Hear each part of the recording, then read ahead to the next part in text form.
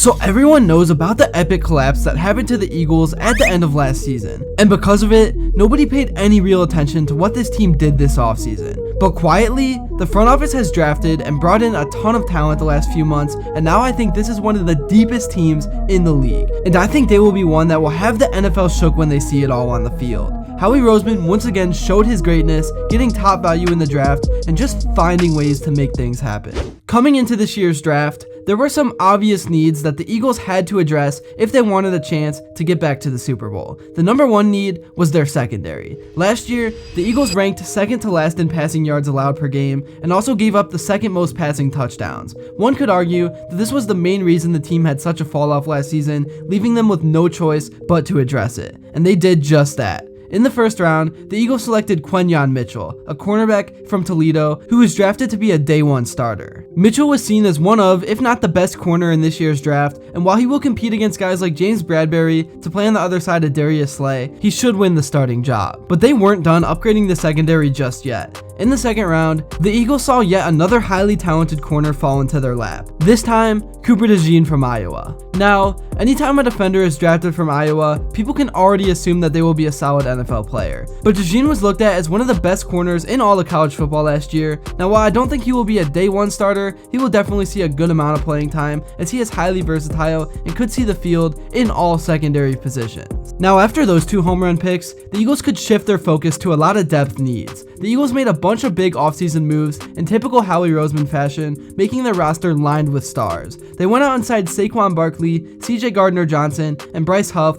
among others, while also trading away and releasing many players. This left the Eagles with a need to get younger depth, who they hope would be able to compete and make contributions in many ways. Their third round picks fit right into that description, as the Eagles took Jalen Hurts, a defensive end from Houston Christian. With the Eagles signing Bryce Huff and Nolan Smith returning, barring an injury, Hunt won't be a day one starter. But when it comes to edge depth, teams can never have enough rotational pieces. Hunt will also get a chance to learn behind some of the best in the game and hopefully grow as the season continues. One of the biggest moves of the offseason was of course the Saquon Barkley signing. For years, fans wanted to see Barkley behind a better offensive line, and now he gets that opportunity with a different team than most expected. But there's no question that Barkley does have a scary past of injuries, so the Eagles needed to shore up their RB depth in some way. So in the fourth round, they took Will Shipley from Clemson. Shipley finished top 10 all-time for Clemson running backs in many categories, including total touchdowns, 100-yard rushing games, and also kickoff return yards. This will allow Shipley to make an impact on the special teams unit while also competing with Kenneth Gainwell for those passing and third down snaps when Barkley needs a breather. As for the rest of the draft and their needs coming into the season, the Eagles would select 2 more wide receivers, a linebacker, and 2 interior offensive linemen to shore up their depth before heading into the season. Besides one of the wide receivers maybe making a special teams impact, it's hard to say the other will receive that much playing time on an already stacked roster. But nonetheless, having young depth on a roster is great for any team.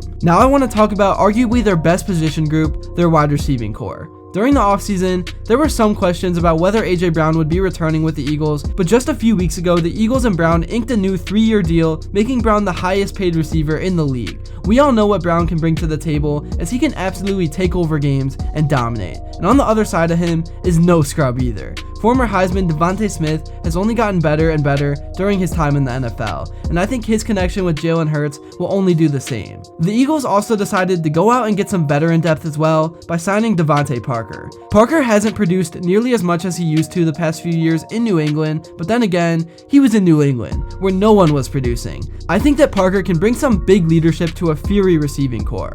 Now, you also can't forget about the tight ends when it comes to the Eagles. Dallas Goedert has continued to become an absolute star since Zach Ertz left and is constantly filling up the stat sheet with production. But just like many other spots on the roster, he wasn't enough for the front office. So they went out and got another veteran pass catcher, CJ Uzomah. Uzomah also had a drop off in production in recent years, but once again, the situation he was in was terrible, and I think coming to Philly gives him a chance to revive his career in a rotational tight end spot. Round that out with a few rookie playmakers, and you are looking at one of the scariest receiving cores in all of the NFL. But the Eagles made sure their running back core wasn't slacking either. Last year, with a combination of DeAndre Swift and Kenneth Gainwell, the Eagles were able to have the 8th best rushing attack in the NFL, averaging over 125 yards per game on the ground. But this year, they might be even higher on that list. Back in March, the Eagles agreed to terms with former Giants running back Saquon Barkley as he signed a 3-year deal with the team. Coming out of college, Barkley was seen as one of the best RB prospects ever, and for good reason. His flashy style of play, relentless effort, insane athleticism, and great build led everyone to believe he'd be the next best NFL running back. While he definitely had his moments, it never panned out the way many thought it could have in New York. So when his contract was up and New York left him hanging, his childhood favorite team scooped him up.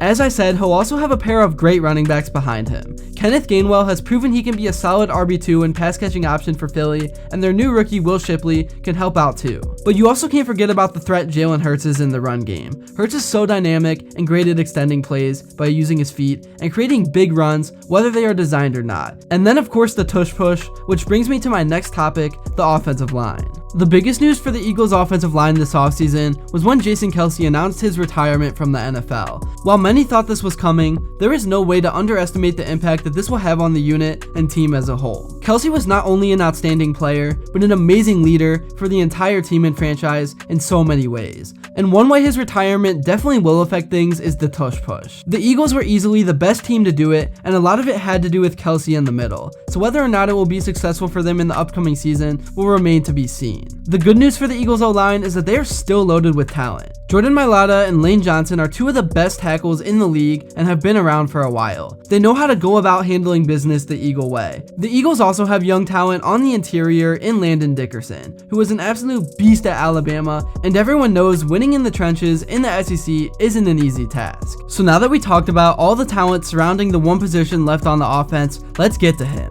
Jalen Hurts. Hurts is the ultimate competitor, and after losing that Super Bowl to the Chiefs, everyone knew he'd be hungry to get back and get the W. And last season, he had another really solid year of quarterback, breaking personal records of passing yards in the season, passing touchdowns, and rushing touchdowns. But there was one more stat that was a new record for Hurts, and it wasn't a good one. Hurts had a career-high 21 turnovers last year, including 15 interceptions. We all know that Hurts is one of the best dual-threat quarterbacks in the league, but limiting turnovers is something Hurts is going to have to improve on if he wants to return to the Super Bowl and win it. But this is something I am confident that Hurts can do. I think back to Hurts in his college days when he lost the starting job to Tua at Bama and then transferred to Oklahoma. Many people thought that it would be over for him and he wouldn't recover, but he only got better and ultimately played his way into the NFL. Jalen should also have a much improved defense that will help take some of the pressure off the offense and let Hurts play more free and force less. So let's talk about that unit. If you're going to talk about the Eagles defense, it starts with their front seven, and more specifically their defensive line. Their defensive line has two absolute anchors in the middle, Jordan Davis and Jalen Carter. The Georgia duo is not only great at clogging up the run game, they are also great at getting after the QB and creating pressure. The guys on the outside are just as good too, if not better. After the signing of Bryce Huff from the Jets, the Eagles now will have an edge rush rotation of Huff,